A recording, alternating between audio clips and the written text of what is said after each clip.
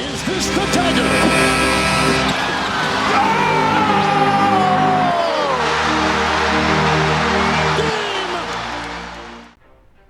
G'day guys, JB here, and Game 3 of the 2024 NBA Finals is in the books, and despite the attempted roller coaster from both sides to either try and win it or throw it away, the Boston Celtics managed to come away with the victory and now sit one game away from their 18th NBA championship and a 16-2 postseason record. It's one of the best postseason records the NBA has ever seen.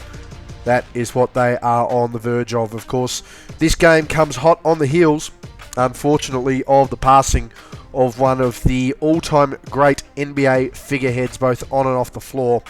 We'll touch on that as we get into the video as well.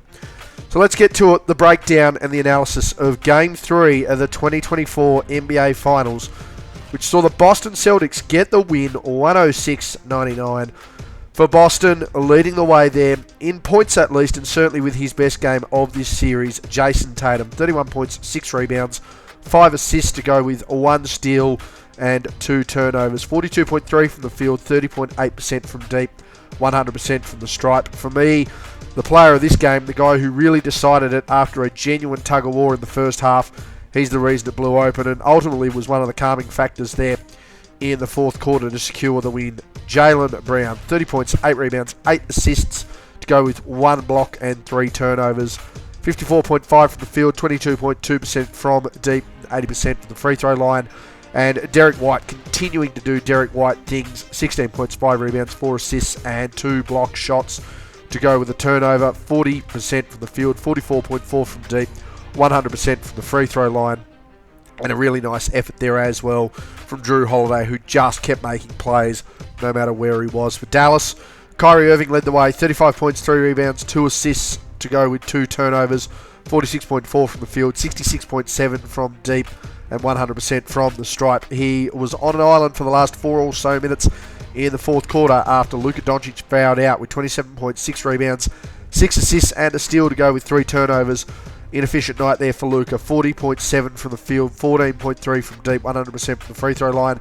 PJ Washington proved key.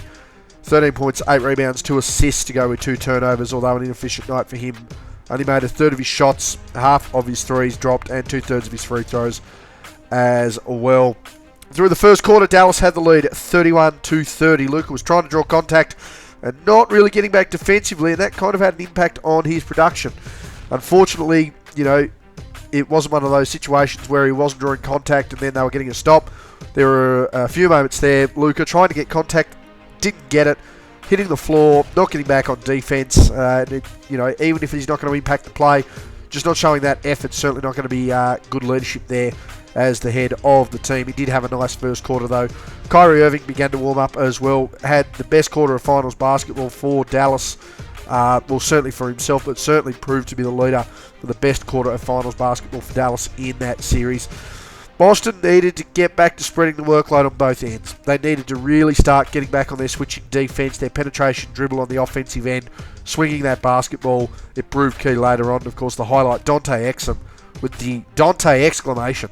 Massive jam by him there. Of course, Dallas, as I mentioned, leading 31-30 at quarter time. Second quarter saw both sides pour in 20 points each. Dallas with the 1 point lead at the half, 51-50.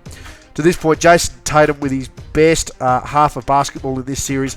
He had 20 points to the half. He was heavily active offensively and allowed Jrue Holiday as well to be alive defensively and really helped keep Boston in touch. They were certainly leading the way for Boston in that half, and it's something you've really got to watch.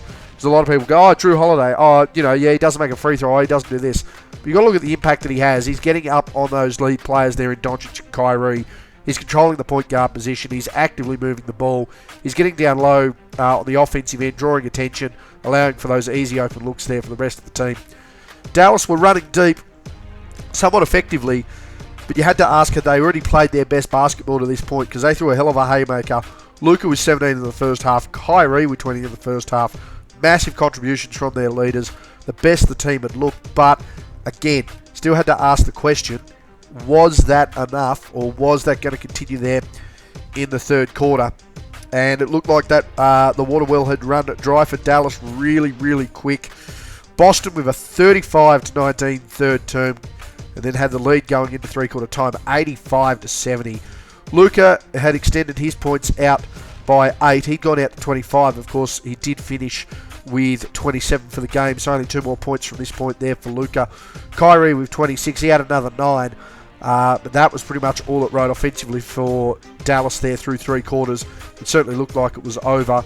Boston had gone back to Boston basketball. They were swinging the basketball, second, third options on the passing, really crashing the glass, really moving the ball, and defensively really working it there. I mean, to no one's surprise, Derek White really being key there, and Jaylen Brown managing to get his points tally up to 21, double-digit quarter for him, really brought it back in the favour of Boston and really started to shake things. Of course, Tatum really strong first half with 20 points. Still had 7 here in that third term. And just proved really, really key. Again, just being able to slow things down. He's had a really subpar by comparison to Jason Tatum finals so far, but able to have a really, really good game there through three quarters. And then Boston coming out with a really fast run there, a 6-0 start, 21-point lead. Honestly, thought it was over, and it's purely for the fact that Boston's just too deep on both sides, despite the fact how loaded Dallas are offensively. And it's hard to deny the fact that Luka is one hell of a talent, a generational talent. Kyrie, same thing, very special player, but if you can't guard a stop sign, you become in trouble. I mean, it's one of those things where you do have to put in the effort, and I understand that you've got Josh Green, I understand that you've got Dante Exum, I understand that you've got Lively, I understand that you've got Gafford, I understand that you've got Washington, you've got these pieces around you that are expected to pick up that end of the floor, but if your 2 lead guards on the offensive end aren't necessarily able to be productive or cohesive on the defensive end, it's what causes blowouts like this. Thankfully for them, though, they did start to pick up their game once again, started to be productive, started to be counterintuitive on the offensive end, really got them back into the game. And Boston were doing all they could do to calm that storm, but at the end of the day, they were also trying to build their own silver platters to try and serve the game up to. Just some really boneheaded moves there by Boston. I don't know whether it was the flurry, I don't know whether it was the crowd. Dallas always a really strong home crowd. I don't know, there just wasn't enough focus for them as that game started to get tight. They tried to cut it with timeouts, they tried to cut it with slowing the pace, but they just weren't able to really communicate there. Thankfully for them, they were able to hold on and able to get the win. And I mean, honestly, for Boston, it's one of those lessons there. Hey, yeah, we're 20 points up, but we're on the road here. We know we're undefeated on the road. Let's put the foot down. Let's try and get this out to 30. Let's really try and blow the game out of the water. And it's something that they're going to have to do in Game 4 if they want to sweep this. They can't just hold on and hope that it doesn't fall out of their hands. Again, for Dallas, tried to catch them asleep at the wheel, but Drew Holiday proving really key defensively. Derek White had 8 points in the fourth. Jaylen Brown, 9 points in the fourth. Jason Tatum chipping in. And that was all this game wrote, as a 3-0 lead right now to the Boston Celtics, dominating this one right now. Pretty easy to see why they are currently 14-2, why they won 64 games. Currently 79-20 through 99 basketball games this year. A massive, massive effort by them going into this one. Teams to win 80 games in a season, it doesn't happen very often. So, yeah, we're looking at one of the better teams of the last few years. There's no doubt about it. From a Dallas standpoint, it does come down to your leaders. Kyrie had his best game, great, but hasn't done much in the first 2. On the other side of things, Luka's box score certainly complemented his efforts. Realistically, he's been too ineffective at too many points this season. Proved that by overpossessing the basketball too much in Game 1, trying to look for those assists, wasn't getting the ball moving. Game 2, yeah, he gets that triple-double, but he gave it up a lot. And 8 turnovers, giving your opposition 8 extra possessions. You don't need to do that at any point. Realistically, for an NBA team, you are wanting to limit yourself to 3 turnovers a quarter if you can get away with it. And when he gives up 8 of those 12 in a game, in an NBA Finals game, it's always going to be some real trouble right there. And of course, he was really forced to defend here in Game 3. He had to if the team wanted to be a chance. That did drop his box score numbers, but the other side of it, he was then inefficient on the offensive end, and he fouled out. Just a few things right now for Luka when these lights are bright that you've got to be at your best. And these are the things you've got to look at an all-time scale that these players need to do to be able to take that next step. That's just a fact. From here, I doubt it goes 5. Or more than 5, I should say. You would think that Dallas will try and salvage some home floor pride. I would assume Scott Foster gets the next game, and this one probably goes 5. I don't think it's going to go 6. If this thing goes back to Dallas after this set of games, I'd be shocked. Something major would have to happen for Boston beyond the fact that Porzingis is injured. At this point now, if you're Boston, if you're Porzingis, do you try and get limited minutes out of him? If you're in a closeout game, I don't know. But you're flying really, really strong here. You know, you've possessed a 12-2 record without him. You're 14-2 with him in and out of this team. 15-2. What am I saying? 14-2, 15-2. You know, that's the kind of level we're talking about right now for this team. So it's going to take a lot for Dallas to extend this series. For Boston, they're pretty comfortable. They're pretty safe. That is all this one has essentially wrote for the finals. Of course, to round off though, there's bigger news than just a win for the Boston Celtics, and that is, of course, the passing of the logo, the late, great Jerry West, the age of 86. One of, if not the most influential overall NBA career of all time when you consider playing, when you consider coaching, when you consider the front office movements. Just an absolute legend of the game. There's no doubt about it. I mean, there's a reason he's the logo. There was a level of marketing to it, but at the end of the day, you don't deliver what Jerry West delivered. You know, 8 championships, 9 championships as an executive. As a player, he's a one-time champion, a one-time finals MVP, won the scoring title, won the assist title. Not many players have done that. Was an all-star in all 14 seasons, a one-time all-star MVP. Was named to the All-NBA first team 10 times, 2 times to the All-NBA second team, and in years available to the All-Defensive team, the 6 seasons that they were available to him. I do believe it was 6 seasons. He made it 5 times, 4 times to the All-Defensive first team. A known on-ball defender.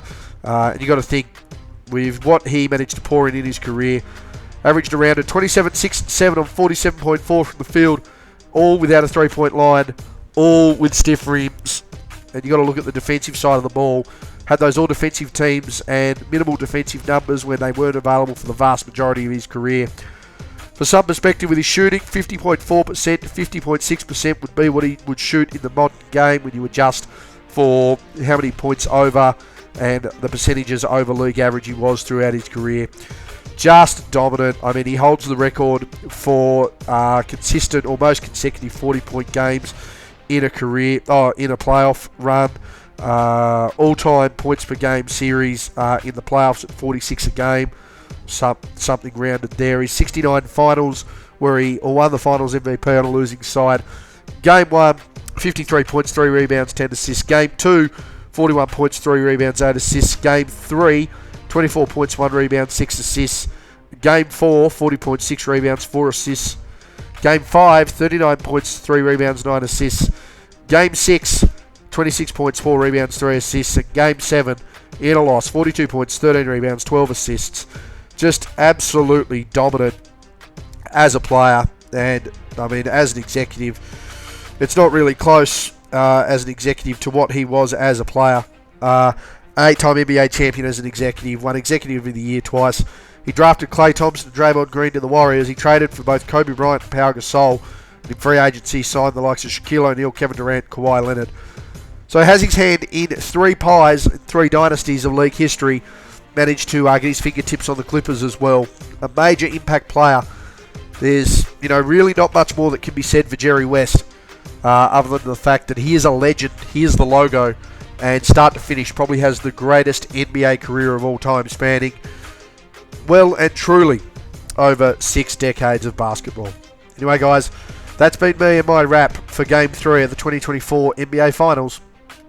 I'm out.